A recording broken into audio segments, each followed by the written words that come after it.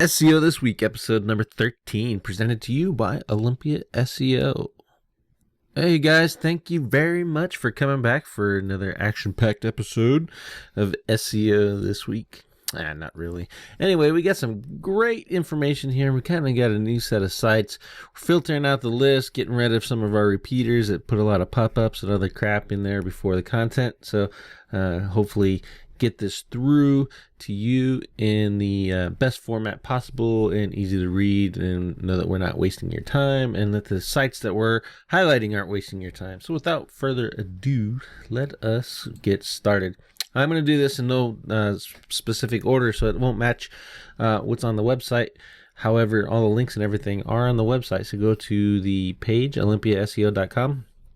You'll see our news ticker for episode 13. Click on that and you can jump right through. So the first site we're going to look at is practical e-commerce, and is SEO in 10 minutes a day. This is actually interesting. It doesn't leave you a lot of information about, hey, you should do this 10 minutes, do that for 10 minutes.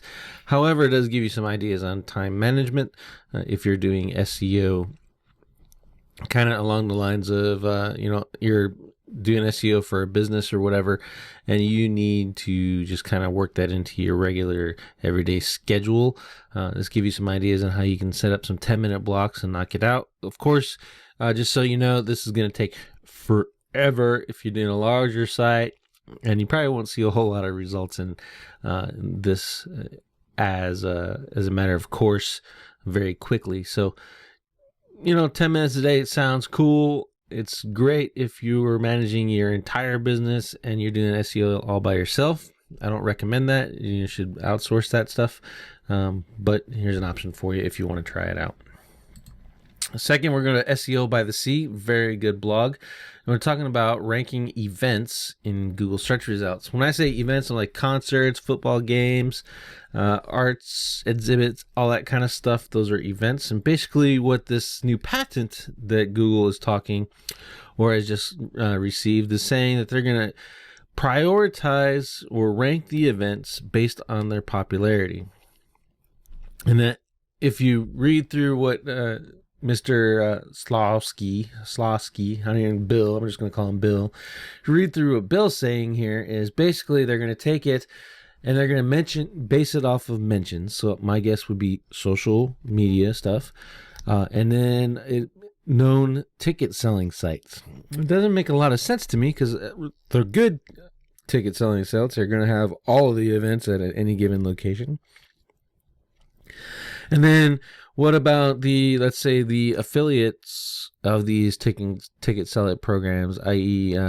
Ticket Network, for example, has an affiliate program, and then they have tons of other sites. Does that increase the ranking value of any given event because it's on the affiliates sites as well, because people assume that it's a quote-unquote popular show? So I think this one's not really very well thought out.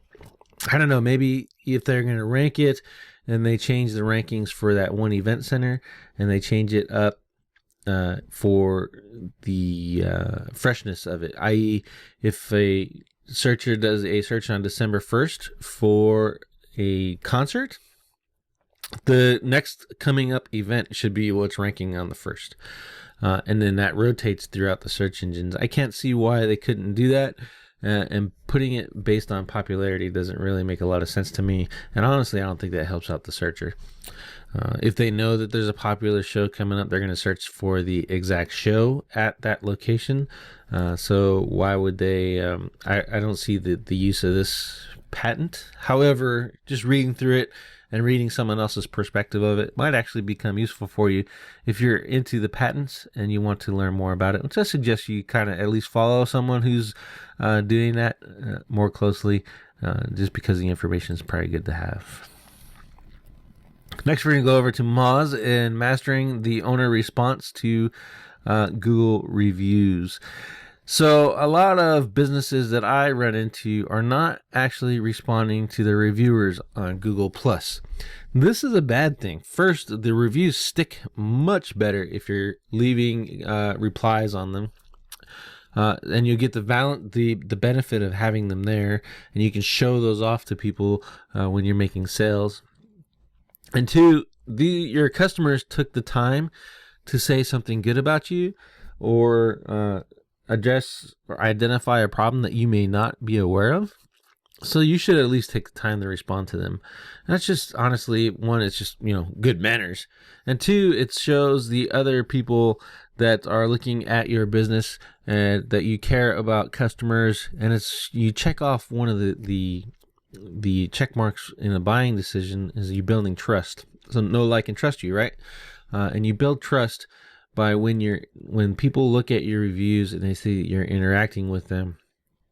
And since most people don't do it, and there's a very high level of skepticism about reviews these days, if you're responding to your reviews, you're building that trust, and more people are going to assume that they're real reviews versus fake reviews, which, as we all know, is really easy to create with the right tools and a lot of patience, maybe even a little bit of money. You can get 100 reviews pretty quickly. So start responding to them. In this post, you're going to see some ways to respond. So the types of reviews that you may get, i.e. good, bad, and just plain out crazy, and some ideas on how to respond to those, and a tool that Moz created within their Moz local platform. We don't use it, not really a fan of it. Yext has one that we use to respond to reviews on multiple channels. So check it out. Next, we're going to go to Stone Temple Consulting, and their post is on the Google indexing of Twitter and how it appears to be declining. I'm not really grasping the entire concept of why they care if Google is indexing Twitter, aside from if you're using Twitter to, one, get your own properties index, gain traffic, build engagement.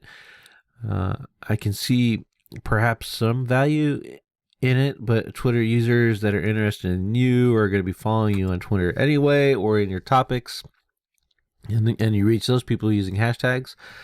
But that said, I think this post where it says Twitter appears to be declining is kind of a symptom that we're seeing not just on Twitter, but on a lot of websites and properties within the Google index.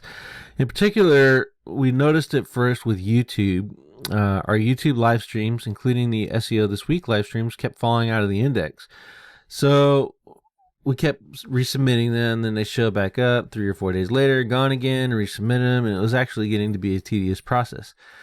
We also noticed it with some of our websites and our client sites that it would be dropping in and out. And here is the kicker. We changed our IP using proxies, and they were in the index.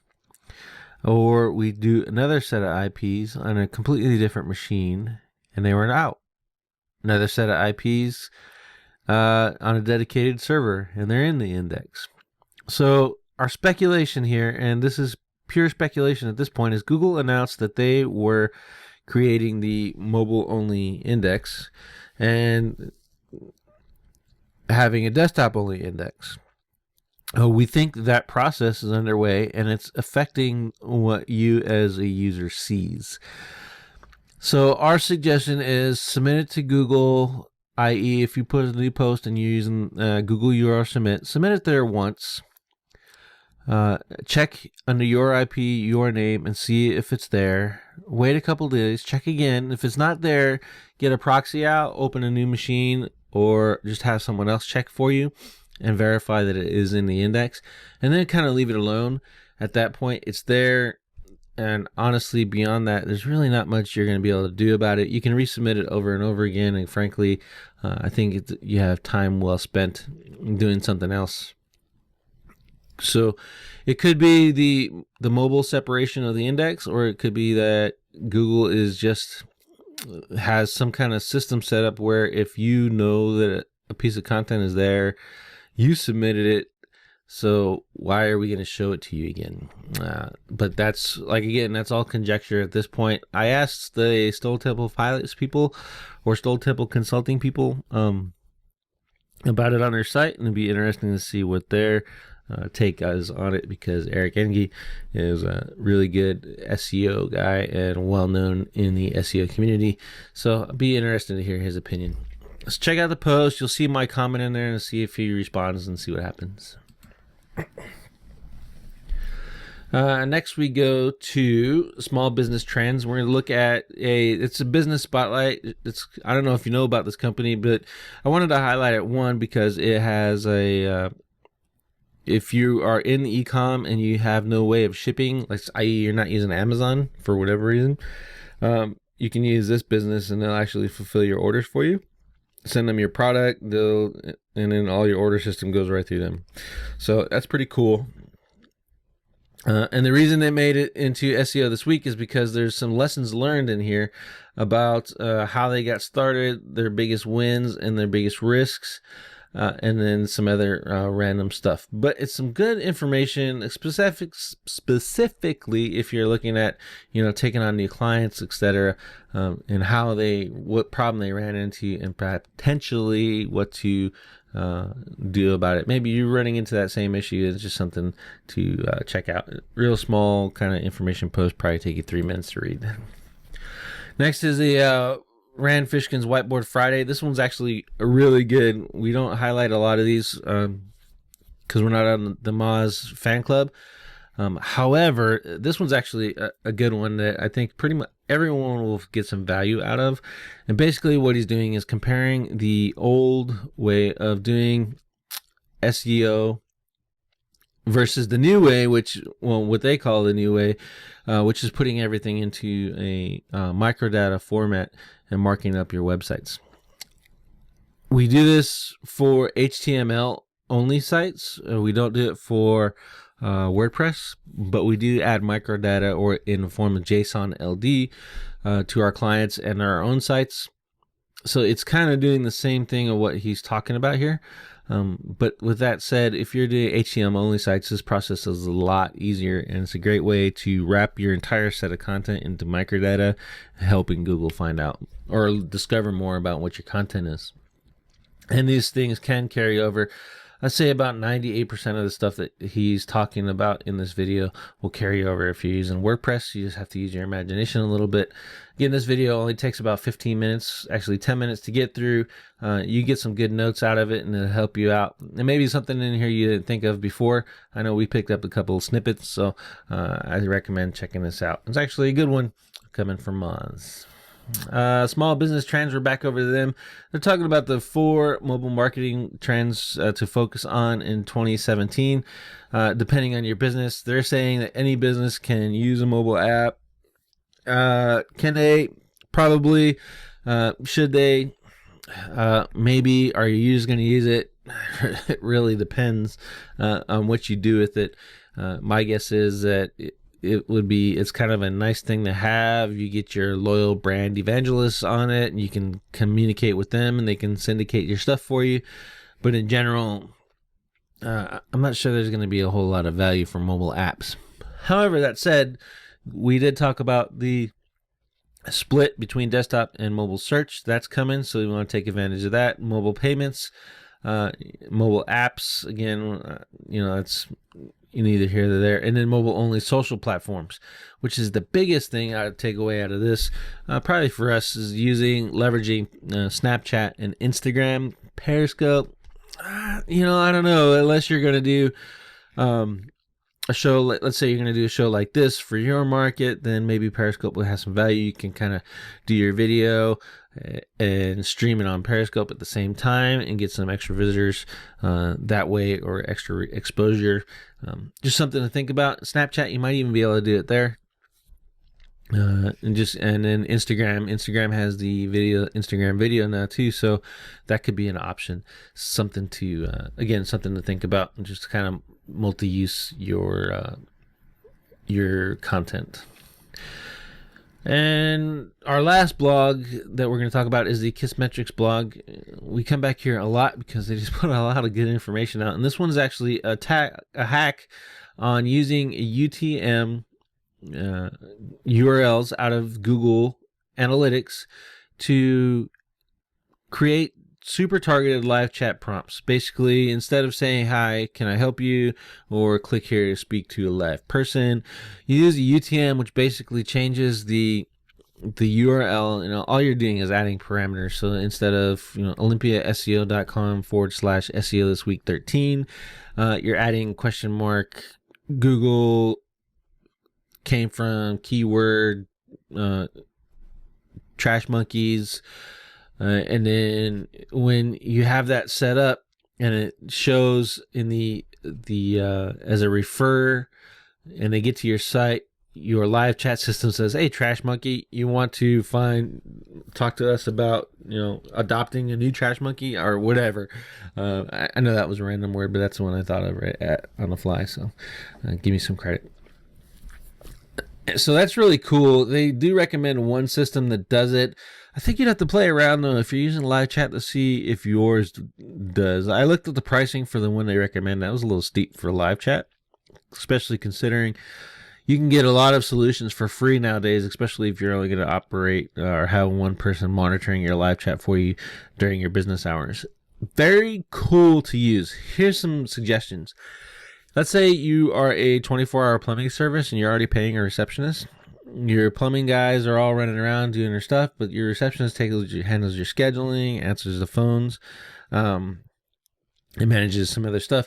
Just throw on a live chat on your site, and instead of having to answer the phone all the time, she could be talking to people live right there at her desk and save a contact point.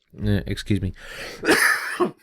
So I think it's an option that you might want to check out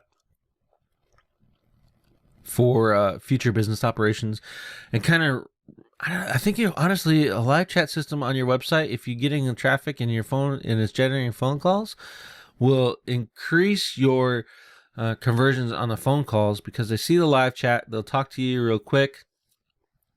You can set up an appointment with them, even if you want to go that far, or just say, "Hey, give us a call and we'll set an appointment." That way you can make sure that's a real person.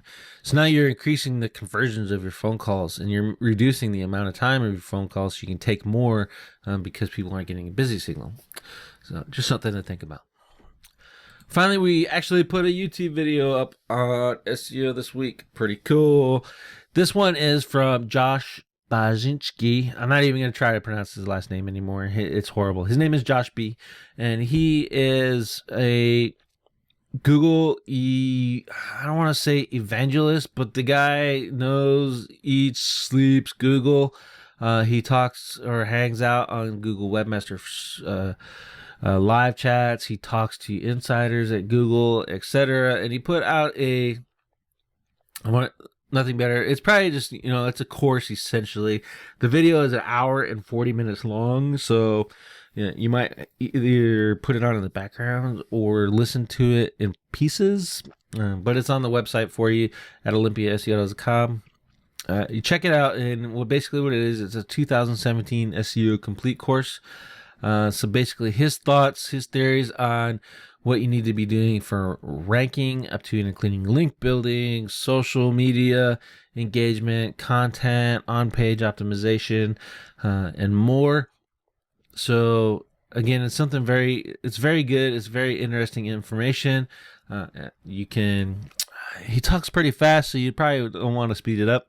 But you can if you want to learn from Mickey Mouse a little bit. And that's just, an aside.